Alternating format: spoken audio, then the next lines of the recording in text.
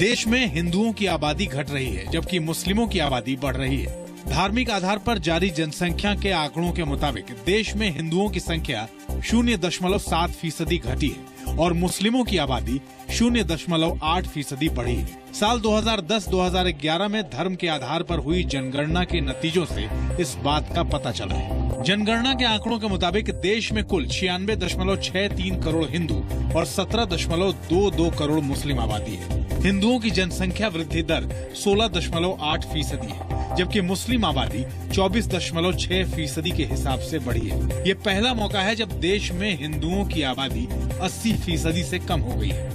2011 में ही देश की कुल आबादी 121 करोड़ हो चुकी है।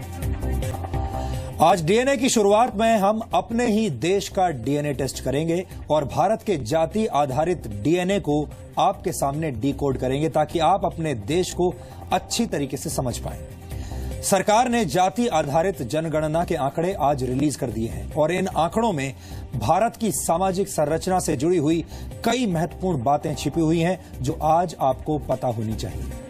वर्ष 2011 में देश की कुल आबादी 121 करोड़ 9 लाख थी, जिसमें 96 करोड़ 63 लाख यानी 79.8% आबादी हिंदू थी, 14.2% मुसलमान थे, 2.3% ईसाई, 1.7% सिख, 0.7% बौद्ध थे और जैन समुदाय की आबादी का प्रतिशत 0.4% था। इसके अलावा अन्य धर्मों के लोगों की संख्या 0.7% थी, जबकि 0.2% आबादी किसी भी धर्म को नहीं मानती। तो यह है हमारे भारत देश की संरचना। इन आंकड़ों से आपको भारत की सामाजिक तस्वीर थोड़ी साफ दिखाई देने लगी होगी। अब हम इन आंकड़ों को और विस्तार से आपको दिखाएंगे। 2011 के कास्ट सेंसस में कई महत्वपूर्ण बातें हैं जिन पर आज गौर करना जरूरी है और बहुत इंटरेस्टिंग फैक्ट सामने आए हैं इसमें।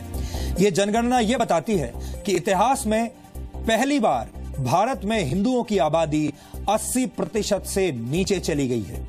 हमारे देश में हिंदुओं की आबादी 0.7% की दर से घटकर 79.8% रह गई है। वर्ष 2001 में हिंदुओं की जनसंख्या 80.5% थी, जबकि ताजा जनगणना के मुताबिक हमारे देश में मुस्लिम आबादी 0.8% की दर से बढ़ी है।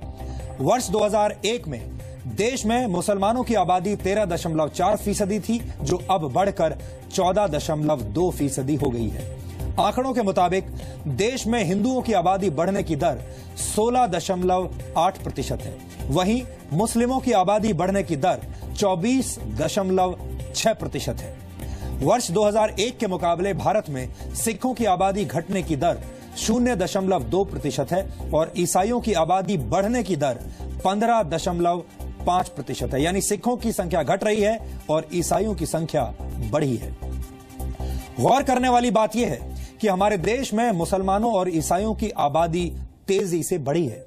हमारे देश में सबसे तेजी से बढ़ने वाली आबादी मुसलमानों की है, जबकि हिंदुओं की आबादी पहली बार 80% से नीचे आ गई है। ये आंकड़े भारत के वर्तमान डीएनए को दर्शाते हैं, जिन्हें हमने आज आपके सामने रखा है। हम आगे भी आपको जाति आधारित जनगणना के आंकड़ों का विश्लेषण डीएनए में दिखाते रहेंगे।